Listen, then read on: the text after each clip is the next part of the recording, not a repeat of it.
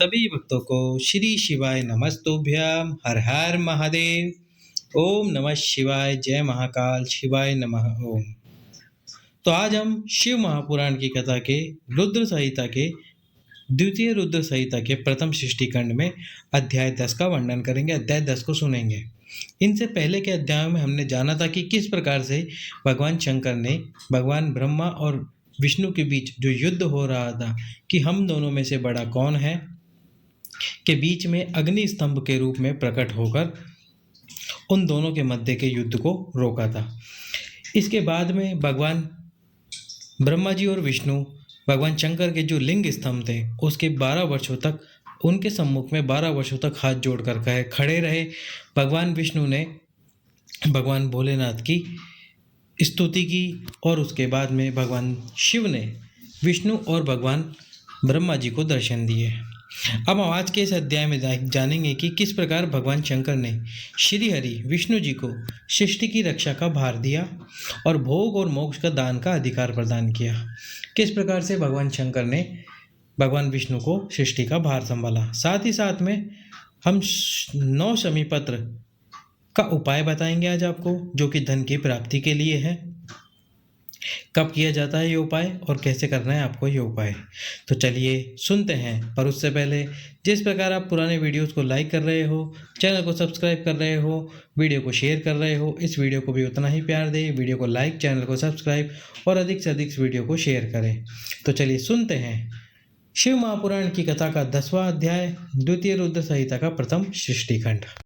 परमेश्वर शिव जी बोले, उत्तम व्रत का पालन करने वाले हे हरे, हे विष्णु, अब आप मेरी दूसरी आज्ञा सुने। उसका पालन करने से आप सदा समस्त लोकों में माननीय और पूजनीय होंगे। ब्रह्मा जी के द्वारा रचे गए लोक में जब कोई संकट उत्पन्न हो तब आप उन संपूर्ण दुखों का नाश करने के लिए सदा तत्पर रहना। मैं संपूर्ण दूसरे कार्यों में आपकी सहायता करूंगा। आपके दुर्जय और अत्यंत उत्कट शत्रुओं को भी मार गिराऊंगा। हे हरे, आप नाना प्रकार के अवतार धारण करके लोक में अपनी उत्तम कीर्ति का विस्तार कीजिए और संसार में प्राणियों के उद्धार के लिए तत्पर रहिए। गुण रूप धारण कर मैं रुद्र निश्चित ही अपने इस शरीर से संसार के उन कार्यों को करूँगा जो आपसे संभव नहीं है, इसमें संदेह नहीं है। आप रुद्र के देह हैं और रुद्र आपके देह हैं। आप दोनों में और आप तथा रुद्र में कुछ भी अंतर नहीं है। हे महाविष्णु, लीला से भेद होने पर भी वस्तुतः आप लोग एक ही तत्व है। यह सत्य है, सत्य है, इसमें संशय नहीं है। जो मनुष्य रुद्र का भक्त होकर आपकी निंदा करेगा उसका सारा पुण्य तत्काल भस्म हो जाएगा। हे पुरुषोत्तम विष्णु, आपसे द्वेष करने के कारण मेरी आज्ञा से उसको नरक में गिरना पड़ेगा। यह सत्य है, सत्य है, इसमें संशय नहीं। आप इस लोक में मनुष्यों के लिए विशेषतः भोग और मोक्ष प्रदान करने वाले और भक्तों के देह तथा पूज्य होकर प्राणियों का निग्रह और अनुग्रह कीजिए। ऐसा कहकर भगवान शिव ने मेरा हाथ पकड़ लिया और श्री विष्णु को सौंपकर उनसे कहा, आप संकट के समय सदा इनकी सहायता करें। सबके अध्यक्ष होकर आप सभी को भक्ति और मुक्ति प्रदान करें तथा सर्वदा समस्त कामनाओं के साधक एवं सर्वश्रेष्ठ बने रहे। हे हरे, यह मेरी आज्ञा है कि आप सबके प्राण स्वरूप होइए और संकट काल आने पर निश्चय ही मेरे शरीर रूप उस रुद्र का भजन कीजिए। जो आपकी शरण में आ गया है वह निश्चय ही मेरी शरण में आ गया। जो मुझ में और आप में अंतर समझता है वह अवश्य ही नरक में गिरता है।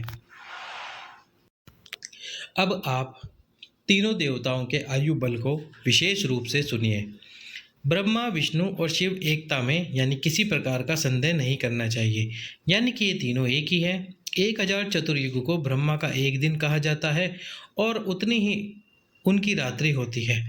इस प्रकार क्रम से यह ब्रह्मा के एक दिन और एक रात्रि का परिमाण है। इस प्रकार के 30 दिनों का एक मास और 12 मासों का एक वर्ष होता है। 100 वर्ष के परिमाण को ब्रह्मा की आयु कहा गया है। ब्रह्मा के 1 वर्ष के बराबर विष्णु का एक दिन कहा जाता है। वे विष्णु भी अपने 100 वर्षों के प्रमाण तक जीवित रहते हैं। विष्णु के 1 वर्ष के बराबर रुद्र का एक दिन होता है। भगवान रुद्र भी उस मान के अनुसार नर रूप में 100 वर्ष तक स्थित रहते हैं। तदंतर शिव के मुख से एक श्वास निकलता है और जब तक वह निकलता रहता है तब तक वे शक्ति को प्राप्त कर पुनः जब निश्वास लेते हैं तब तक ब्रह्मा, विष्णु, शिव, गंधर्व, नाग और राक्षस आदि सभी देहधारियों के निश्वास और उच्छ्वास को बाहर और भीतर ले जाने के क्रम की संख्या के सुरसत्तम दिन रात में मिलाकर 21,000 का 100 गुना एवं 600 अर्थात 21,06,000 कही गई है। 6 उच्छ्वास और 6 निश्वास का एक पल होता है। 60 पलों की घटी और 60 घटी प्रमाण को एक दिन और रात्रि कहते हैं। सदाशिव के निश्वासों और उच्छ्वासों की गणना नहीं की जा सकती, अतः शिव जी सदैव प्रबुद्ध और अक्षय हैं। मेरी आज्ञा से तुम्हें अपने विविध गुणों के द्वारा सृष्टि के इस प्रकार के होने वाले कार्यों की रक्षा करनी चाहिए। ब्रह्मा जी बोले, हे देवर्ष, भगवान शिव का यह वचन सुनकर सबको वश में करने वाले भगवान विष्णु मेरे हाथ विश्वनाथ को प्रणाम करके मंद स्वर में उनसे कहने लगे। विष्णु जी बोले, हे शंकर, हे करुणा सिंधु, हे जगतपते, मेरी यह बात सुनिए। मैं आपकी आज्ञा के अधीन रहकर ये सब कुछ करूँगा। आप ही मेरे सदा देह होंगे, इसमें अन्यथा नहीं है। मैंने पूर्व काल में भी आपसे समस्त सामर्थ्य प्राप्त किया था। हे स्वामिन, क्षण मात्र भी आपका श्रेष्ठ ध्यान मेरे चित्त से कभी दूर न हो। हे स्वामिन, मेरा जो भक्त आपकी निंदा करे उसे आप निश्चय ही नरकवास प्रदान करें। हे नाथ, जो आपका भक्त है वह मुझे अत्यंत प्रिय है। जो ऐसा जानता है उसके लिए मोक्ष दुर्लभ नहीं है। आज आपने निश्चय ही मेरी महिमा बढ़ा दी है। यदि कभी कोई अवगुण आ जाए तो उसे क्षमा करें। ब्रह्मा जी बोले। तदंतर विष्णु के द्वारा कहे गए श्रेष्ठ वचनों को सुनकर शिव जी ने अत्यंत प्रीतिपूर्वक विष्णु से कहा कि मैंने आपके अवगुणों को क्षमा कर दिया है। विष्णु से ऐसा कहकर उन कृपा निधि परमेश्वर ने कृपापूर्वक अपने हाथों से हम दोनों के संपूर्ण अंगों का स्पर्श किया। सर्वदा सर्व दुखहारी सदाशिव ने नाना प्रकार के धर्मों का उपदेश देकर हम दोनों की इच्छा से अनेक प्रकार के वर दिए। तो अब हम 9 शमी पत्र का धन प्राप्ति वाला उपाय जानेंगे। 9 शमी पत्र आपको शिवलिंग में यानी कि शिव मंदिर में किस प्रकार से समर्पित करने चाहिए। तो जो 9 शमी पत्र वाला धन प्राप्ति का उपाय है, ये 9 शमी पत्र आपको कहाँ पर समर्पित करने हैं। ये जो 9 शमी पत्र है, आप प्रदोष के दिन, जो 1 महीने में 2 प्रदोष आती है, शिवरात्रि के दिन, सोमवार की अष्टमी के दिन, जो विशेष दिन आते हैं उस दिन समर्पित कर सकते हैं, या सोमवार के दिन भी समर्पित कर सकते हैं। तो आपको जो 9 शमी पत्र है उसमें से अलग अलग करने हैं शमी पत्र। सबसे पहले 5 लेने इस 9 में से, फिर इस 9 में से आपको 3 शमी पत्र लेने, और इसी 9 में से 5 और 3 लेने के बाद में जो 1 शमी पत्र बचेगा वो लेना है। अब सबसे पहले जो 5 शमी पत्र है, तो जैसा कि आप सभी जानते हो शिवलिंग में, या आप नहीं जानते तो आज हम आपको बताते हैं। शिवलिंग में ये जो स्थान होता है, ये भगवान गणेश जी का स्थान होता है। भगवान शंकर के शिवलिंग में ही पूरा परिवार विराजमान होता है, स्थापित होता है। राइट हैंड पर गणेश जी, लेफ्ट हैंड पर भगवान कार्तिकेय जी, बीच में ये जो मोटी सी लाइन है ये है माता अशोक सुंदरी का स्थान। ऊपर जो जलाधारी होती है भगवान शंकर के ऊपर, जिसमें से बूंद बूंद बूंद बूंद जल गिरता रहता है, वो भगवान शंकर की 5 बेटियां जया, विशरा, शामली वाली, दौतली और देव, इनका स्थान होता है। और ये जो जिस पर भगवान शंकर का शिवलिंग विराजमान है, ये माँ पार्वती, माँ आद्यशक्ति जगत जननी का हस्तकमल होता है। ये माँ पार्वती का स्थान होता है। तो आपको सबसे पहले 5 शमी पत्र समर्पित करने हैं मयूर ध्वज के नाम से। इस स्थान पर भगवान गणेश जी के नाम पर, मयूर ध्वज के नाम से भगवान गणेश जी के स्थान पर आपको 5 शमी पत्र समर्पित कर देने हैं। उसके बाद में जो 3 शमी पत्र है, उन शमी पत्रों को आपको भगवान शंकर के शिवलिंग के ऊपर समर्पित करना है। शिवलिंग के ऊपर समर्पित करते समय आपको मयूर ध्वज का नाम फिर से लेना है।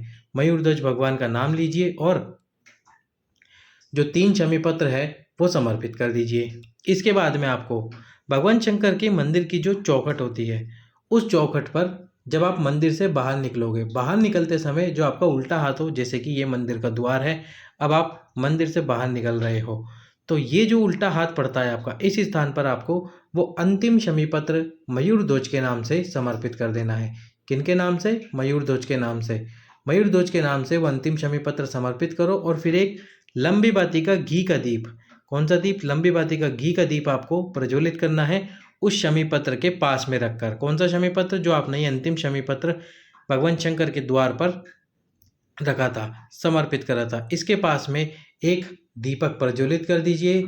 मयूर ध्वज के नाम से आपके जीवन में जितनी भी दुख समस्या आ रही होगी धन से संबंधित, या आपका कर्जा बढ़ता जा रहा होगा, या धन प्राप्त नहीं हो रहा होगा, उस कर्जे को और धन को भी समाप्त करने के लिए, धन को प्राप्त कराने के लिए, कर्जे को समाप्त करने के लिए ये 9 शमी पत्र का उपाय आपकी जन्म जन्मांतर की गरीबी समाप्त कर देगा। तो चलिए अब सुनते हैं आगे का बचा हुआ 10वां अध्याय। चलिए समझते हैं 9 शमी पत्र का उपाय। इसके बाद भक्त वत्सल भगवान शंभु कृपा पूर्वक हमारी ओर देखकर हम दोनों को देखते देखते शीघ्र ही अंतर्ध्यान हो गए। तभी से इस लोक में लिंग पूजन का विधान प्रचलित हुआ। लिंग में प्रतिष्ठित भगवान शिव भोग और मोक्ष देने वाले हैं। शिवलिंग की वेदी महादेवी का स्वरूप है और लिंग साक्षात महेश्वर है। लय कारक होने के कारण ही इसे लिंग कहा गया है। इसी में संपूर्ण जगत स्थित है। जो शिवलिंग के समीप स्थित होकर नित्य इस लिंग के आख्यान को पढ़ता है वह 6 मास में ही शिव रूप हो जाता है, इसमें संदेह नहीं करना चाहिए। हे महामुने, जो शिवलिंग के समीप कोई भी कार्य करता है उसके पुण्य फल का वर्णन करने में समर्थ नहीं हूँ।